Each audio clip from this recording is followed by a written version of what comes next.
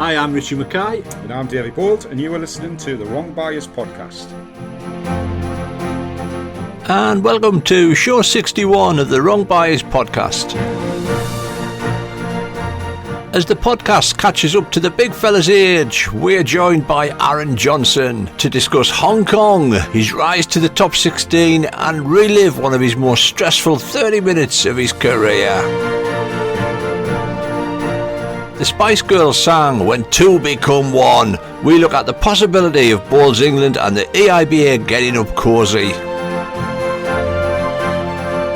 Thanks as always to Bowlsware Direct, Rent and Wealth Management, Brilliant Auctions and Pentland Precast for their support, and not forgetting our Pocket Rocket. Thanks for your support and hope you enjoy the show.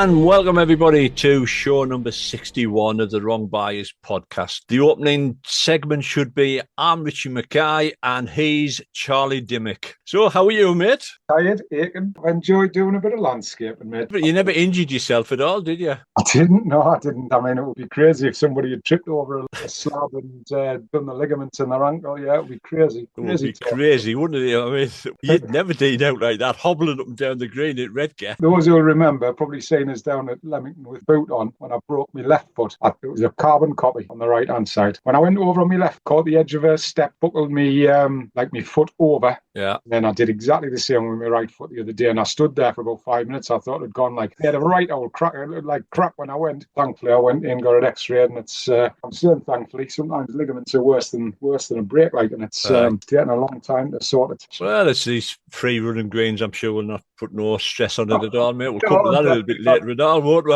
Oh, there was no stress on it last night playing the Bears whatsoever. Anyway, as it's a couple of months since we've done a podcast, there's a few things we just need to catch up with what's happened indoors. A massive well done to England's Emily Kernick and Dominic McVitie on winning the World Bowls mixed pairs, and they were both runners-up in the singles as well. That was up at Aberdeen. Also, well done to my co-commentator, Sophie, who won the ladies' title. And there's a new Aussie young kid on the block, mate, Jack McShane. Yeah, he played well. I watched the game. Played really well, he did. And there was also medals for Wales, Lauren Gowan, Ross Owen, Scotland's Claire and Stuart Anderson, and Guernsey's Ian Alison Miriam. Now, if you watched the live stream of the games, well, especially the mixed pairs final, you saw that cracking ball by Dominic. The last ball lifted the Welsh ball out for 4. He must have put some blue chalk on that ball before he let go, because that top spin, like, I've never seen a top spin before. It just kept rolling through balls. And to be fair, he wasn't really riving at it, was he? He was just like a controlled timer. Fantastic ball. Like, he liked it as well, because he obviously followed it. And, you know, it likes to win the games by 15, 20 shots, but it's a bit of a damn squib when you do. Yeah, winning a championship like that, it's a memory forever. Like, and it was a fantastic ball. One they'll both never forget. And congratulations to both of them. I did, however, have a bit of a wry smile, mate, when I heard that there were protesters at the event, and a couple did get in and watch the bowls, so they kept quiet for a couple of hours until Israel came out, and then the toys come out, and they got kicked out. I just think a little bit of karma there for the World Bowls. That's all I'm saying. Go no further. Politics and sport. Not here. Other big news as well. WBT agreeing a new 5-year deal with Potters worth £1 million. Apparently he's going to develop the current Scottish Open and plans for a new UK Open in 2026. It's got to be good news for the World Bowls Tour, mate. Absolutely, that great. £1 million coming at the sport at any time, and is always going to be a good thing. And that's just the baseline. There's potential add-ons and extras onto that, and bits of extra work. That's going to be helped with the organisation as well. So all in all, it's proved to be a great package, and a lot of credit to Potters. Without a doubt, it's prestige for them, and I don't think it would be wrong to say that they certainly benefit from it being there because of the resort, and that's business. That's fantastic, and it's great that we've managed to get that. What I would add to it, and you probably not well, whether you'll agree or not, like, but the extra investment that Potters are putting in is long overdue for the Well, for the event that they were getting out of it, mate. without a doubt. But, let's sort of think back to where it was literally at the point where we may have only had one tournament. It might have That's only right. been one World Championships and it wasn't in a good place. The other indoor thing, our last streaming of the indoors, so you qualify for West Lothian again, mate. At your favourite place, Hartlepool. They'll put a plaque up on you. I'm sure they're going to put a plaque up. I don't know what it is, mate. Like I say, you do. You need a little bit of look in those things, and think it's, what is it now? 4 or 5 off the bounce at Hartlepool I've qualified in now. So I haven't lost a game there for 4 or 5 years. For a while, yeah. And it's going to come. I know it's going to come. It's impossible not to. But while it's still happening, it's great, and I'm looking forward to it. And if I can back that up by adding a big one to it as well, then it gives us 2 more shots to lose in the first round. Aye, it does. Aye, right. Congratulations to the other qualifiers: Flash, Robert Gordon, Sam Tolshard, Colin Banks, Lloyd Sabatini, and Martin Heitzman. You look at those qualifiers that's gone through again and again. It's going to be good, solid tests for the seeds, and it's just showing that the standards going up and up, and it's really solid on a yearly basis now. Yeah.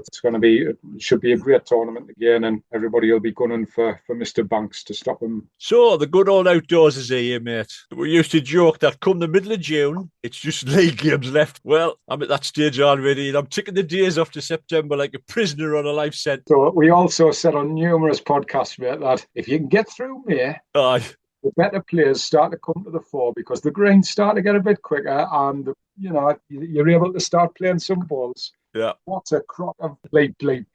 Right, honestly, I played on our own green last night, and I'm not joking. It was just a full-out launch just to reach a 3-quarter. The art of the game's just disappearing so quickly. There's so much effort has to go into the ball that there's so many more things can go wrong where you'll pull your ball, you'll drop short, whatever it is. Demoralising me now. I mean, when you think, weather-wise, May's been good. Oh, it's been phenomenal. We've had the best 5 weeks I think we've ever had for an outdoor season. Yeah. Those greens, you should be rolling them off your nose, and they should be reaching tee to tee. Honestly, and ours has gone slower. Ours looks all right, but it's a bit of a push. Like, I think that's just outdoor balls, mate. To be honest, in it, I am probably starting to lose my patience because once upon a time I'd just say, "Yeah, that's outdoor balls. You've just got to get on with it. You've just got to play with it." But God, I'm losing so much patience, and I had to give me singles away because of my stupid accident in the garden as well. So indoors soon, man. You'll be doing a Trevor Taylor countdown to indoors. Trevor started when the indoors finished.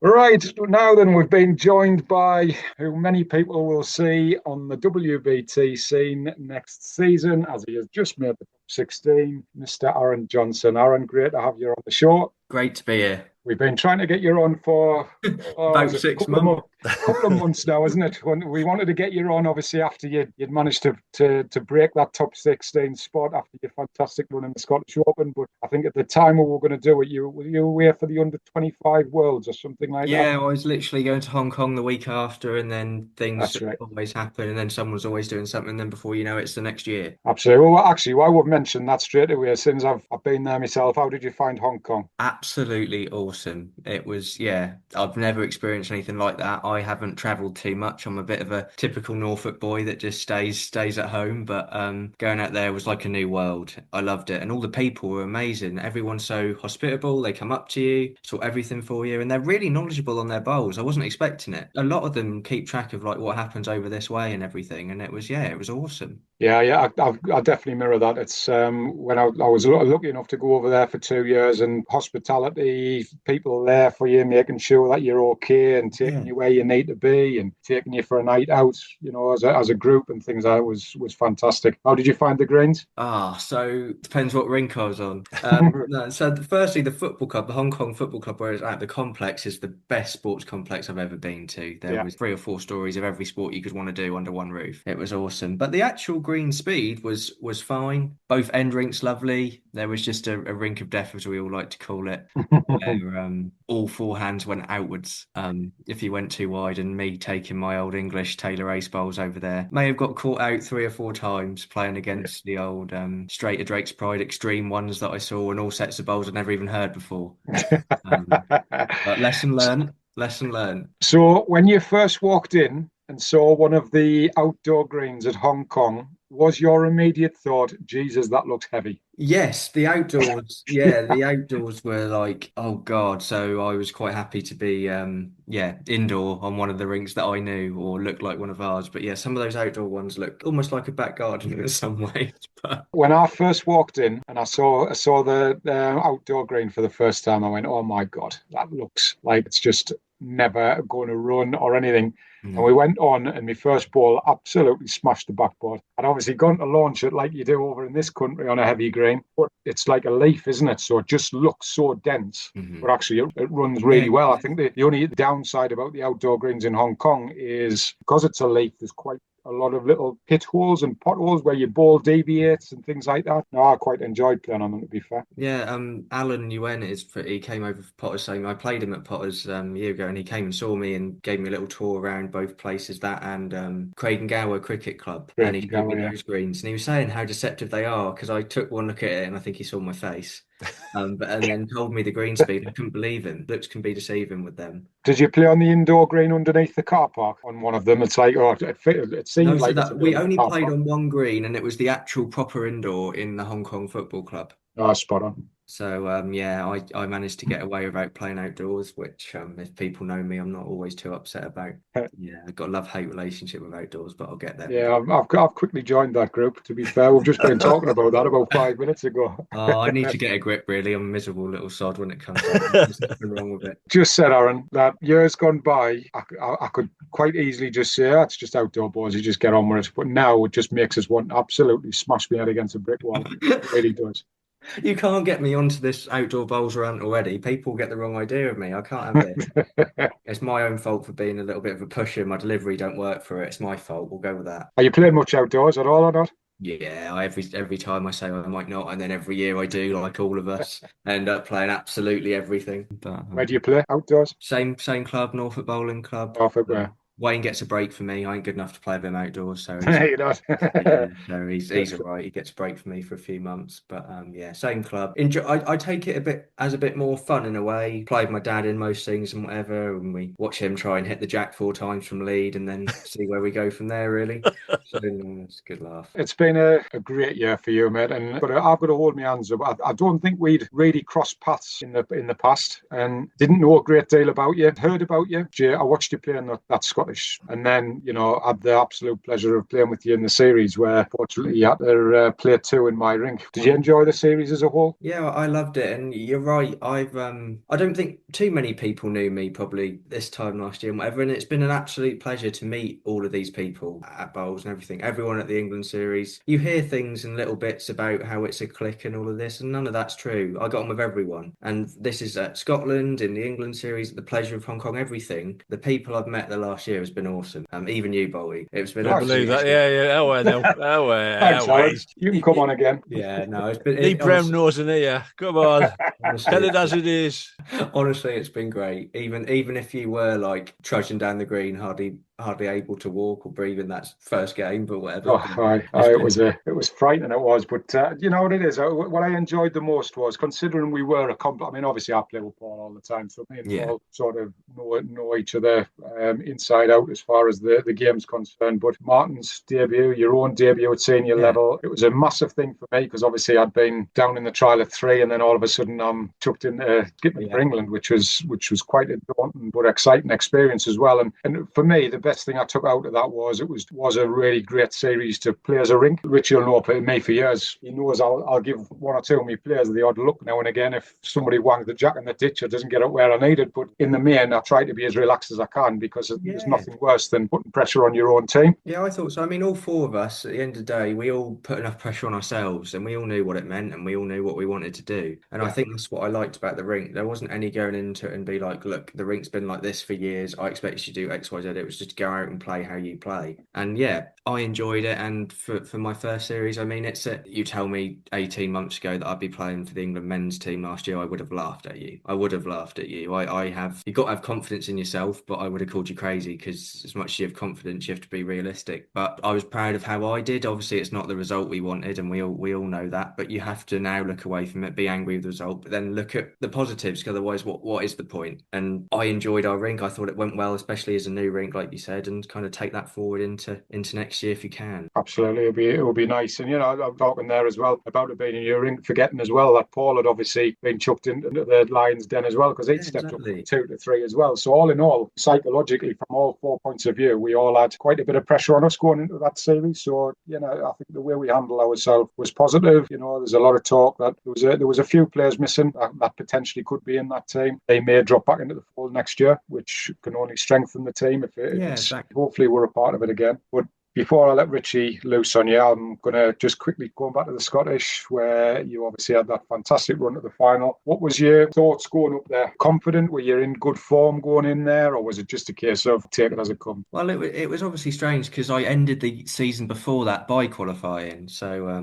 that was obviously a nice way to end the season before. And side note, I really like the idea of having some the year before, some the year after. I think it rewards both sides, and I just think it's a really good thing. And then obviously I knew that I had this Scottish coming up in the next year, and I kind of at the start of every season I try and target 2 or 3 things I want. And I had the Scottish, the Wales and Hong Kong, and then I had the Open Singles Circuit Finals, and they were kind of things that I highlighted. And with the Scottish, I was sitting there on the draw, and then when I saw Jamie Walker's name come out, I thought, right, brilliant, absolutely what you want for your first one. And Wayne was kind enough to tell me he had no chance, so that's good. That's always great when your teammate said that. He said just stay at home, so was feeling really void of confidence going up there. But you just take it, you take one step at a time and say, I like being the underdog, I always have, and there's no pressure on that. Every game starts 0-0. Go up there, it starts 0-0. There's no pressure on me, and I like quick greens. I knew it was a quick green from what I'd heard, Yeah. and try and stick to my thing of bringing the mat right up no matter what. So that's kind of what I went down there with, really. Yeah. It's certainly quick service. It's the only one across the country as far as the PBAs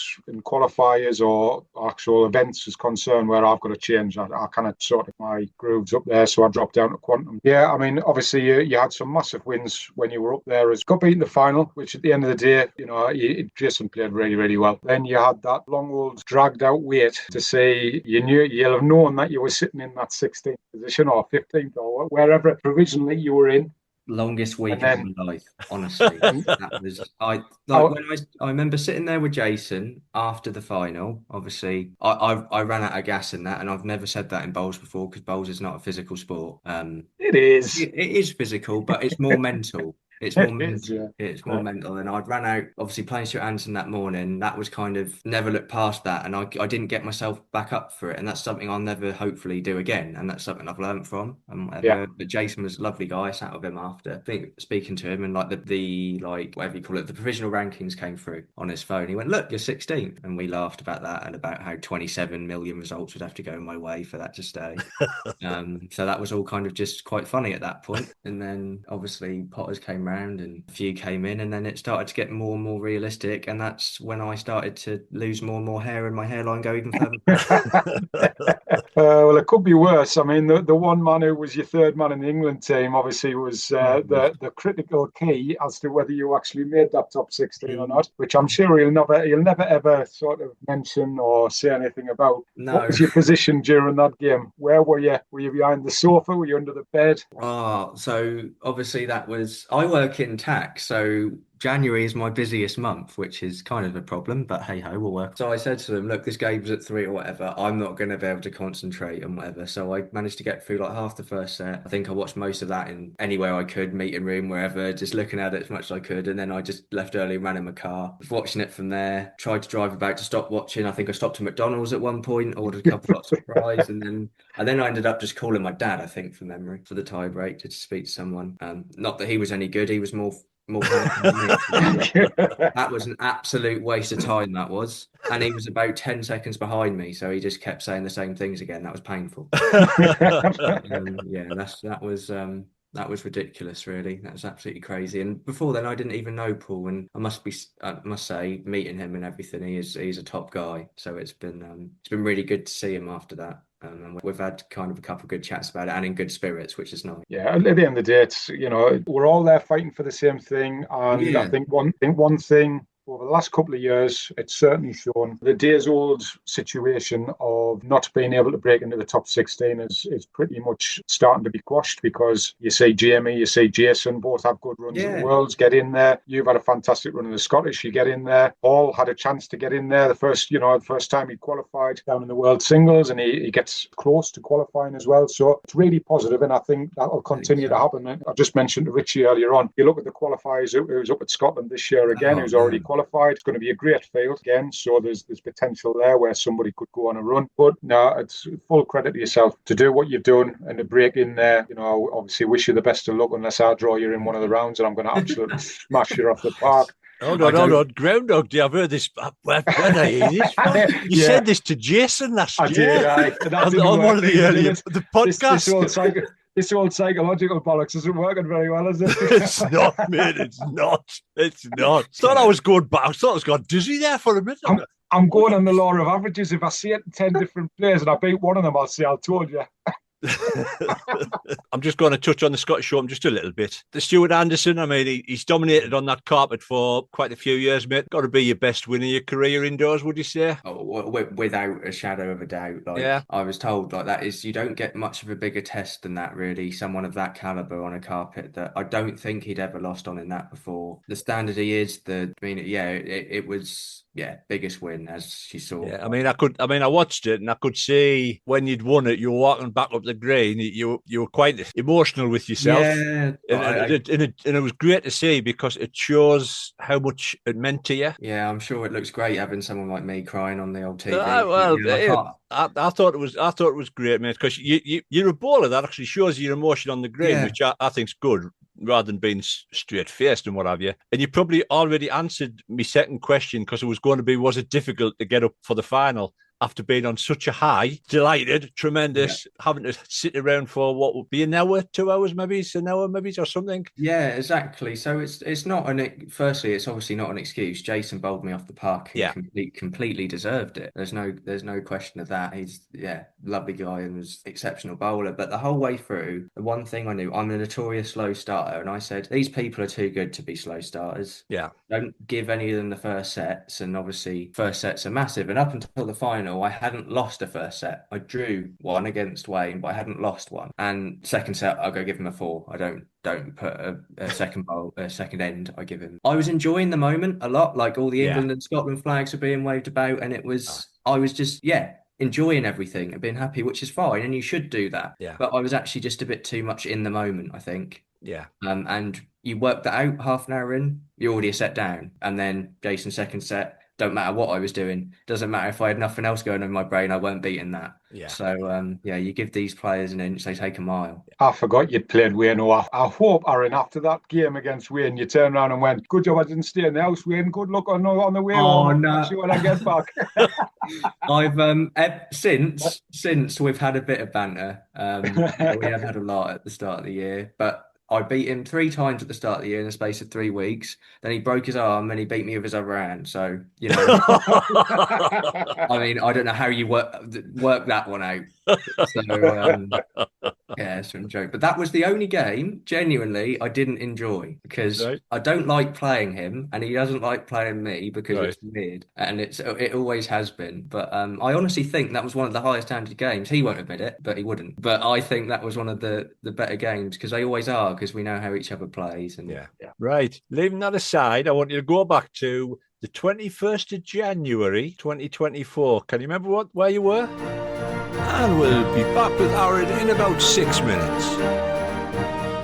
Right, other news that came out, mate. Bowls England and the AIBA released a statement to say that they're looking to possibly amalgamate in the future. It's a long time overdue, mate. I know you've been banging the drum to try to get the sport under one umbrella, as it would increase our funding opportunities. It's interesting that Sports England are actually funding the project. I'm old enough to remember the last time it was muted, but it never got off the ground. I think the main obstacles were finances. and who was going to fill what positions because people didn't want to lose their blue jackets, shall we say, back in the day. I can see this being harder than Brexit, get it over the line. Well, hopefully not. Hopefully not. I mean, if people out there don't see the benefits of this, let's be honest. I work for the organisation that's in place because of the fragmented part of the sport. It's the BDA is in position because Sport England needed one organisation that they could fund to develop the sport. So we obviously look after the short mat, crown green, flat green outdoors, flat green indoors, etc., etc. So we are there because of that. But ultimately, it should be Bowls England with an indoor EIBA strand, crown green strand, a short mat strand,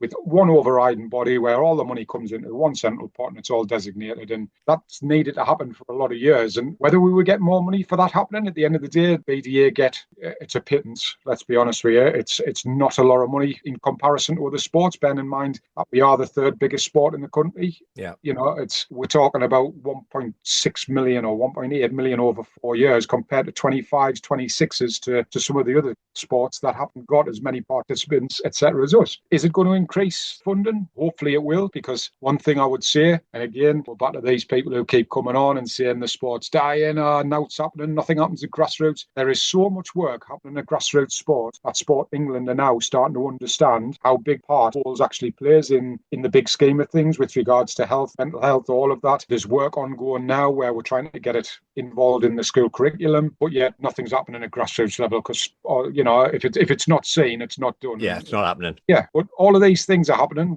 You know, there's so much that's been done. I think Sport England have realised that we are massively underfunded. So you would like to think, hopefully, whatever the situation is when the new funding comes around again, that will go up. And there's the potential, you know, the BDA has got like, I've got a team of 5 development officers plus myself as the 6th to cover the whole of England. It's not enough. We're so stretched. We're so limited as to what we can actually do, but we still do a lot. So if you had another 5 or 10 development officers across the country, then you know what you could do to potentially help clubs would be massive. But you're then talking about another £300,000 in wages every year for 4 years, which is another potential 1.2 million. So you know it's big money and big funds to be able to do what the sport probably needs. If the counties or clubs put a block on this, then I'm sorry, but something somewhere needs to happen at a bigger level to turn around and you take them out of the equation. And you know, I've always said there needs to be a point where the clubs and counties shouldn't be able to make their own rules up as they go along. This local rules, this club rules, all this rubbish that you hear on a regular basis. You will wear this, you will wear that. Well, hang on a second. Why should I have to do that when your governing body, which is the major organisation for the sport, allows something completely different? Crazy. And it's how fragmented the sport is from top all the way down to the bottom, and that's without fragmentation of the formats themselves. So you put all that together and it's like spaghetti junction. Yeah. It's a great thing. I know, like I say, Peter and John have been working together on this. One big reason why it should get voted to join forces, because Bowls England had a revenue of 1.38 million, so an increase of 190,000 in affiliation fees. Still reported a loss. The IBA made a loss of 76k. The staffing costs between the two organisations comes to a staggering £482,000. And when you think we constantly beat the drum about the affiliation fees, we've done it since we've started. Affiliation fees keep this sport going. The affiliation fees across both codes brought in just short of £1 million. Yeah, like there's so many benefits, man. At the end of the day, you know, look, in the big scheme of things, 480 grand for a governing body of a sport as big as ours is, again, it's a drop in the ocean. It's not considering the work that needs to be done, and it's easy to think it's administration, it's competition, but then you forget there's the safeguarding, there's the governance, there's the coach bowls, all of these things that go along with it. You know, there's so much more. I've seen a couple of people criticising why do you need funding to amalgamate two organisations. It's not like a jigsaw where you just stick two pieces together and go, oh, that's it, we're together now. There's so much administration, there's so many legal costs, there's so many different things. Sport England wouldn't just give you money just because you turn around and said, I want to join partners with them next door. Can you give us some money? Right. It's like, they give you the money because they know that there's multiple costs that are incorporated in doing that type of thing. One of the easiest amalgamations would be the WBT and the PBA, because you would only need to change one letter in WBT, P, between the WBT, and you've got the World Professional Bowls Tour. Easy. Easy. No Easy funding as needed. easy as that, Rich. Yeah, just a quick little change. Just stick a letter in the middle. I'll have a P, please, Bob. Just a quick little change. But again, it's another conversation a lot of people have mentioned. Ultimately, I think that would be great if that happens. But what we need to remember is there is a lot of other PBA organisations outside of Europe where all that's got to amalgamate and things like that as well. So it's not as easy as just turning around saying that. And again, that would require funding and that would require a lot of things for it to happen as well. So just the same as the EIBA. And look, long term, it would be fantastic if all of the formats, like we said, came under the one banner and it was just Bulls in England, Bulls England, like Bulls Australia. So we'll see. Time will tell. And now we return to our chat with Aaron. And could he remember where he was in January 2024? Yes. No, you can't. Yeah. I can tell by might have just dropped on you. Right. Yeah. Indoor under 25 singles final against Reece Graham. The bowl I still see in my dreams. Yeah. Nightmares. Yeah. Right. Won the first set. Second set, last day, 9-7 up. Lion 3, mate. Reece with the last ball. Did you must have thought you were home and hosed, mate. Yeah, I will fully admit this. I admit this to everyone. I've wanted that one. I'd lost in the semi-final the 2 years before. And you don't often get that many cracks getting that far in things. But I've wanted that one for a while. And I lost to Goodwin, I think, both years before. And I can see how he's quality bowler. But I stood there with my last bowl. Boys, I held 3. And I went, Aaron, take your time. Anywhere he can get 3. And I'd say to myself, chuck this bowl in the dip. Yeah. Chuck it to the right. He can't get 3. He's only got 2 bowls on the green or whatever. All 3 of mine beat them. They're in a line. There's nothing. Just don't do anything. Don't give any new angles. And I think I just put it towards a respot nowhere. Yeah. And I thought, well done, Aaron. You've finally done it. You've done it. You wanted this one. And then what a ball. I watched it and I was smiling as it was coming down. Yeah. What? And then hence I sat on the floor and couldn't move. I mean, you might not have watched it back again because you're probably frightened to watch it back, but his ball actually just thinned your other ball to stop into the head as well. Yeah. It took me a good few months to watch it back, even though I somehow managed to get over it. I couldn't look at it because So to top that off, you're going to 3 tiebreakers. First extra end, right? You're on the mat, you're 3 down. What's your thoughts? I'm trying to not swear. Was it something along the lines of what the fuck? It was something along the lines of you're not supposed to win this one, son. Yeah. What the hell? This is going to be a good run, long journey home. Ball onto the ball, mate. Yeah. Got it on the spot. Yeah, exactly. It was kind of, look, everything's gone on. You've got a fair few emotions going around. You've got a good 2-foot target where most things should give you a positive result. Give it a chance. Put it on the widest bowl. You can't miss high then. Chuck it down there. And then, my infamous shout of everybody now in the under-25 series, all they did all week was shout respot at me because that's all I shout. So, the infamous shout of respot happened there. And then, luckily, that one just about hung on. So that was 1-0. Yeah. Next end. We've gone through this end by end. Now you're bringing back some flashbacks. This one would be a flashback. This one. So Reach ditches the jack. It's about 4 foot away. You draw within what about a foot? Maybe it's to the ditch edge. Yeah, at least. So he's got 1 ball to come. You're home and hosed again in your head again. Right. So he doesn't have a bowl on the green. No. apart from his bowl that's 4 foot that way from when he hit. When I drew one about foot, and genuinely, my shot bowl was no more than a bowl on the green. I didn't mean for it to be that close, and it got that close. He didn't have a shot. He had to sit my bowl and stay and not go in, and there wasn't a shot. And this is this is a way better bowl than the one that got 100,000 views on the IBA. Yes, without a doubt. This is unbelievable. Yeah. After firing, he plays with 2 inches of pace, absolutely perfectly. I can't believe it. Sits my bolt outwards and stays up, and again suddenly one end shootout. Honestly, that is the best bowl I've ever seen. I think. Yeah, I mean, you could see your reaction on because you were sitting down at the backside watching it come in. You could see your reaction. To have someone play 1 in 100 shot, and none of it was luck. They were both skill. To play 1 in 100 shot and get through it and then play the shot. And then you're like, right, hallelujah. Proud of yourself there. You push yourself back through it. Oh, wait, here comes a 1 in 1,000 shot. I honestly, I couldn't quite. I didn't really understand what was going on at that point. When did you think the ball was going to go off? I mean, even when it was probably No, 4 foot away. again, both bowls, I was watching down, probably smiling. I don't know if the second one I had a smile left in me after what he was on, but I wasn't really worried. But once it got within a foot away, this one, I thought, oh God, here we go. But I still thought if it does, even if his bowl flops back, it just falls off. He doesn't get it solid. There's so many things, and then it just was there. And I Yeah. was like, oh God. So mentally, going into the third end, you're probably puzzled now, I think, aren't you? Your head's Oh, away and running. my head's completely gone. This is it. There's no more.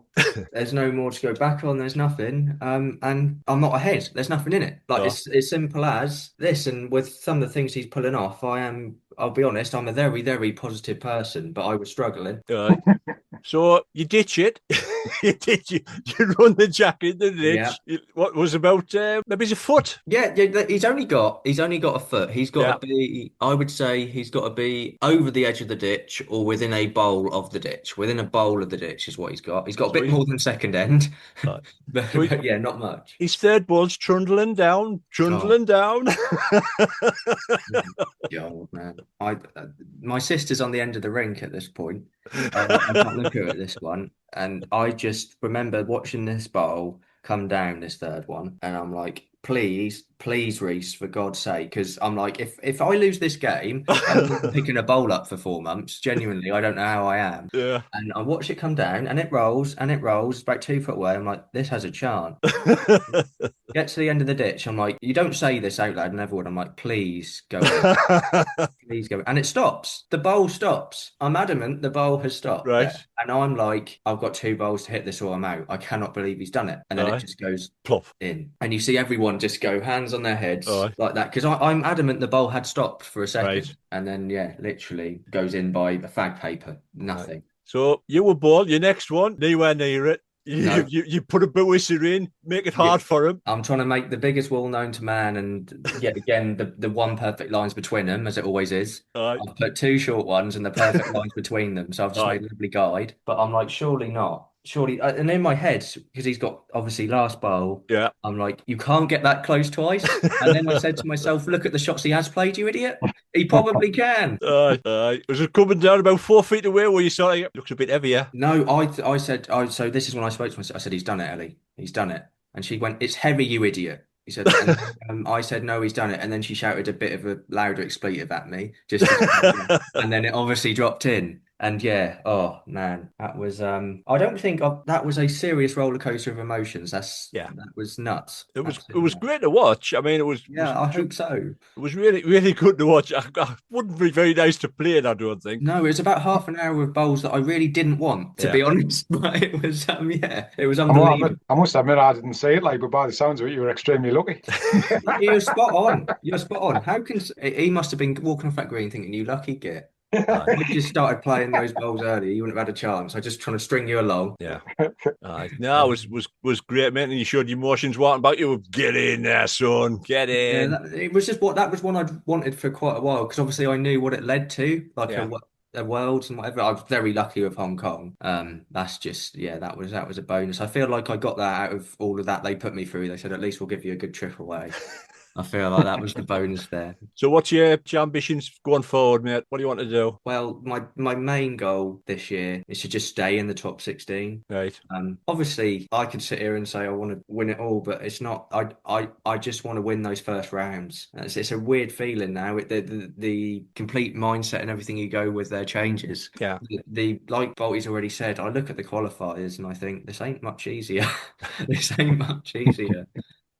It's going to be very hard, and every game is, and it's like for Potters, I feel like a qualifier. I feel like I qualified by what I watched and everything, and I think I'm the first person in the top 16 to ever be at Potters without of playing in it before. Right. So it'll be strange. I must feel like qualify really. So yeah, I don't want to pretend to try and run before I walk. I know how many good players there are, and that's why I show the emotion I do Yeah. because it's hard. So Yeah. I just want to try and keep that opportunity and stay there really. Yeah, And I mean, we always say it's good to see new faces in, getting a chance rather than the same old, same old. yeah, So yeah, I was over the moon for you, mate. So thank you. No, I totally agree. And like I say, it is going to be different, mate, without a shadow of a doubt. You're in there, and unfortunately now you become the target of the back of the qualifiers because Yeah, they're obviously all there. So instead of you getting there and sort of that underdog, like you said, that you quite enjoy, you then become the favourite in a game. So obviously it is a different mindset. But at the end of the day, mate, quality is quality, and you're proving yourself year in, year out as to the standard of balls that you're playing. So you've got to go down there and play your own game, mate. And the bonus for you is,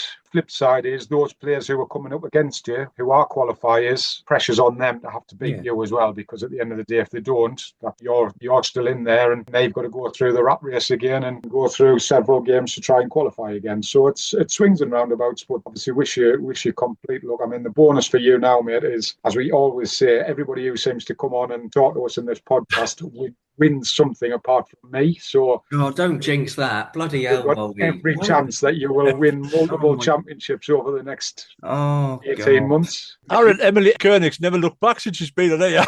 No, that's Crikey, aye. fair. No, I'll take. Yeah, well, the Hey, track record's you there see. then. You always seem a bit down on yourself, Bolty. It's all right. It's all right. No, no, I'm not down, mate. I'm just angry, annoyed, really bitter. It's all good, mate. I enjoy the challenge, and your ambition's exactly the same as mine. I'll keep plugging away, trying to make that 16. I've been doing it for a long time now, so maybe one day it'll happen. But best of luck outdoors. I know it's not your favourite, but it Get him keeps on your arm. outdoors. Get him on outdoors before he gans, mate. Get him on. Get him on. Mr. Oh, Grumpy, get him on. there's nothing. Oh God, I see. I've gave the wrong mindset off of outdoors already. I still love it, and like last year with the England 25s, that atmosphere and the atmospheres you can create outdoors are unbelievable. And when you play the top end stuff towards the end of the season, you can't beat it. No, it's great. You can't It can't is. beat it. Just with my crappy delivery where I have no backswing and point to the moon. I can't. I guess that doesn't quite suit outdoors so much. That's my excuse for these early months where you're lumping it and playing someone that smokes a pipe with all Mark Arrow side sixes and down the middle.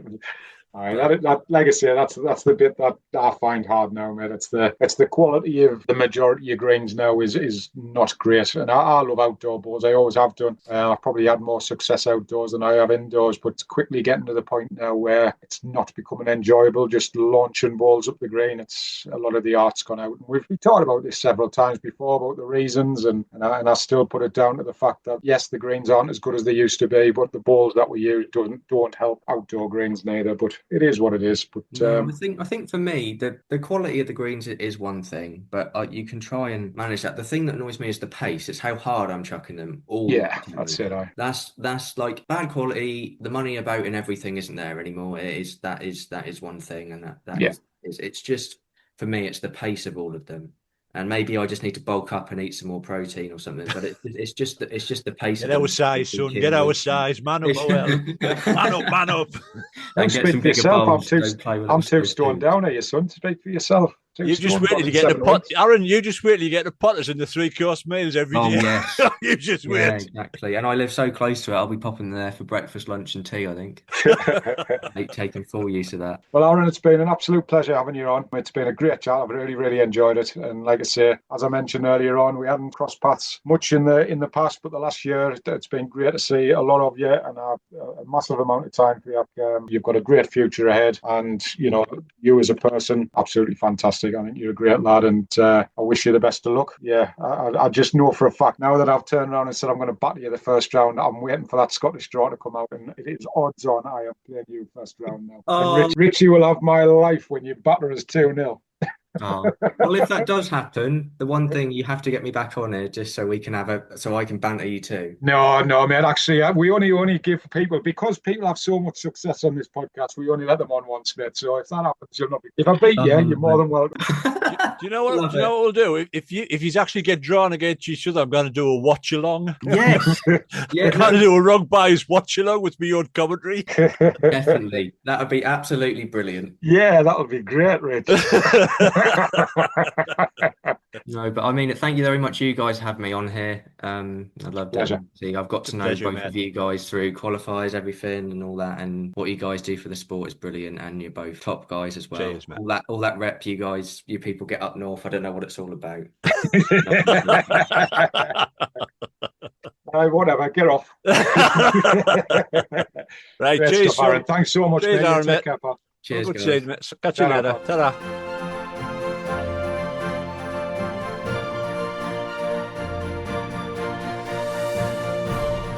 Right, cracking chat there with Mr. Johnson on show 61, mate. Smashing lad. Really pleased he's gone in the top 16. Paul Hartley, don't take offence. He'd probably stop listening now that I've said that, wouldn't he? Yeah. Switched off. Switched off, mate. He's gone. He'll text us as soon as he's here. What do you mean? What do you mean? Like, why is that like? I don't know what the moral years are. Why do you have to keep mentioning it all the time? Blah, blah. That's honestly, I mean, poor Gail. She'll have it in the neck as soon as he listens to this. Have you heard these two, haven't you, honestly? Clouds, Muppets.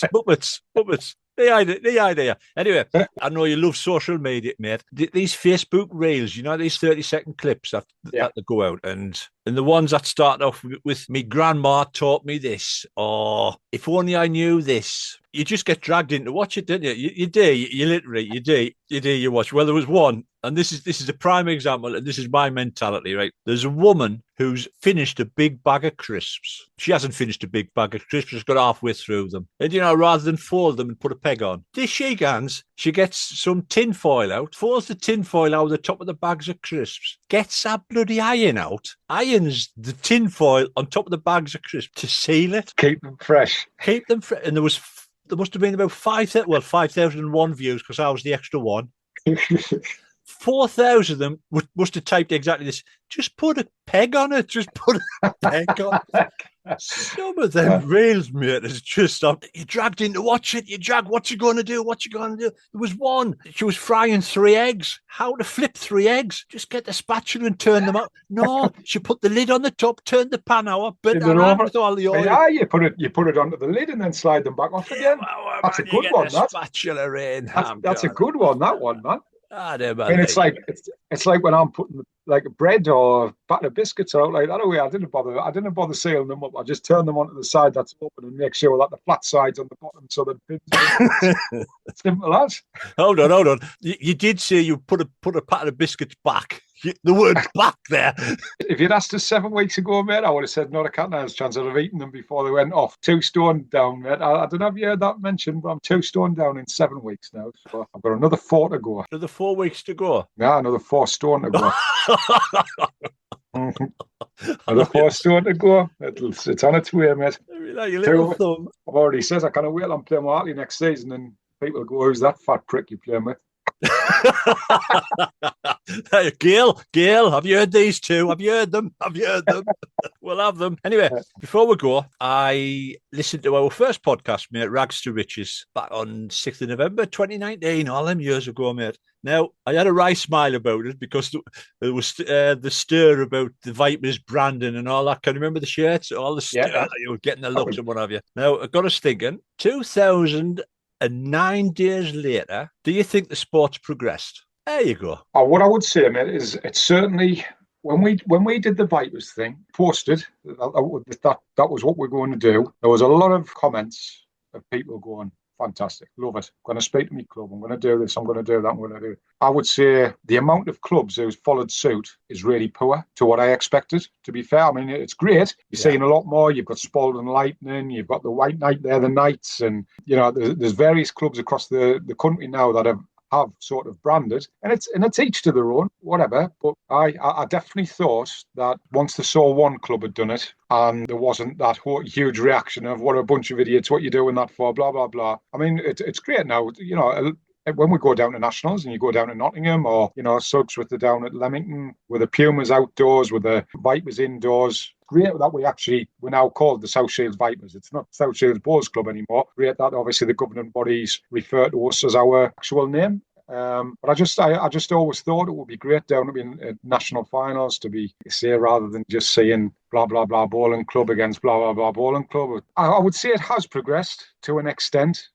Things have moved forward. I think the new England kit and that looks really, really good. And really positive. But it's just slow progress, just really, really slow progress. It's like, I don't understand. Goes back to the old like a tanker trying to turn a tanker, didn't it? I'm sure we might have mentioned it about the second podcast, trying to get the sport to change, because that's that dirty word again, is trying to get the big tanker to turn. And I think it is turning. I mean, going back to the Vipers, the shirts, probably there's more clubs with their own identity, i.e. shirt-wise, than there was back in 2019. Yeah. All right, they haven't branded themselves with a name, but there's a lot.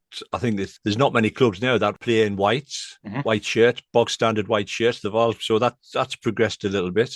Yeah, I agree. Like you say, it is slow progress getting people into the sport. Has the sports image changed? Touching back to what we were talking about earlier on about the comments that you see from people about that there's not, it's declining, etc., etc. From what I see, going to clubs and seeing a lot of new people coming in and just playing social balls. And this is where Bowls England have got the understanding now that there's a huge audience out there now don't want to come and play for 4 hours. They don't want to play multiple league games. They just want to come down and have a social, casual game of balls. And obviously, we do a lot to try and encourage that more for clubs, because you just never know whether those social ballers will actually go, I actually fancy playing some games and joining as a full member and whatever it is. I still stand by the fact, man, and I say this a lot, I still don't think that the junior game is any better now than what it was when I was wearing blazers and ties 30 odd years ago. So it's not the clothing. I still stand by the fact that the sport's progressed as far as that's concerned. Yeah. Hopefully this new curriculum, if we can get it into schools, there'll be a new outlook by the kids playing it. The tanker is a perfect example, because 35, 36 years down the line from when I started as a boy, apart from the clothing, I don't see a great deal of sort of progress as far as the numbers of juniors that have come into the sport and things like that. So we just got to accept the fact that it's a niche sport for those who want to play the sport. Yeah. And we can bang and change as much as we can. And yes, it'll continue to maybe just encourage a few more people to come in and try it in a different way, but we're never ever going to get back to the days of old where it used to be people would come in and you'd have those members playing 4 or 5 times a week in league games and happy to go and turn up for counties in your blazers and pay you 15 quids to play for your county. Those days have gone. People want a life around balls, and I think that's the biggest thing that's changed. It's just the fact that life is different now and people appreciate the social and me time that they've got. Balls sometimes now becomes more of a bit of a sort of hindrance, because it's so impactful for 12 months of the year. That's the problem. And yourself, you get embroiled in it and you're out 5 times a week. Yeah. It's always going to be a sort of a discussion point. People are always going to have their opinion about whether they think it's going forwards or backwards. But I'm out there and I see things on the ground, and you've just got to understand where it's placed now. Yeah. And if it was declining as quick as what people think it is, then we still wouldn't be the 3rd biggest sport in the country. That's right. That's fair. I mean, now that this is a subject I wasn't going to go on to, but now that you've said people are finding other things outside of bowls to use the time up. Bowls England, in the recent reports, reported a 5% drop in their competition entries. Now, what you've just said there, is it a case of people are now selecting what they want to go into? Because when I first started, EBA, 18 competitions. Now you go on the Bowls England website, 40 competitions. Is it a case of the bread's getting bigger and you're trying to put the margarine across the full bread now? Richie, at the end of the day, there's a point where just life in general now, you can't afford to play as much as what you want to play. The travel alone now, and I talk a lot, there's competitions that are existing now that existed 30 years ago, and you're still playing for the same money that you were playing for 30 years ago, but yet diesel is like £1.20 more, food's more, everything's more. So this is what I'm sort of saying, the days of where people were quite happy to go and spend a whole weekend playing in a competition because you'd maybe walk away with 100 quid each, 150 quid each, which was good money at that time. Now, by the time you go and win a national title, you're out of pocket. Yeah. And it's purely for pride. And pride only takes you so far, because unfortunately pride now doesn't put food on the table. Yeah. And times are hard for a lot of people. And that's got to be taken account. And I think that's why maybe a more social thing of where people just want to go down and spend half an hour having a quick game of bowls with family or friends or whatever, don't want that commitment playing. Yeah. And like I say, just getting absolutely swamped by game after game after game, and it's impossible, because if you do well, you haven't got a day free. No, And I certainly never you're ever. right. Like you say, I mean, if you've got a young family or you're married or what have you, you can be out Monday to Friday, and then you've got your county Absolutely. on Saturday, and then you've got your top club probably on a Sunday. So for me, you can be out. Well, May, June, you could be out. So it is a big commitment. Like It is, and I used to be a really staunch supporting the teams and going indoors and playing quite a few league games during the week. And to be honest with you, I've got to the point now where I literally just pick and choose, and I play to make sure I'm at a standard to be able to compete in the competitions that I want to. And it's nice to see your friends now and again, but it's like you're sitting in the house and it's like 35-minute drive to go through, and you're not getting back until 9:30 at night, and then it's just a different way of life. And you know, when your top ballers are sort of thinking that and doing that, and you're seeing a decline in competitions across the country, then obviously it's going to have a massive impact. Probably another thing. I mean, I was amazed when I seen it, mind you, that there's only 14 of the 40 competitions have got prize money at the end of it. So for the competitive bowler, people's not going to get in if there's no prize money. You used to get second class real fair down to Worthing. Obviously, that's gone now, but that would help. And as you say, mate, the cost of living now, I think you're right. The competitive bowler is now picking and choosing what they want to go in.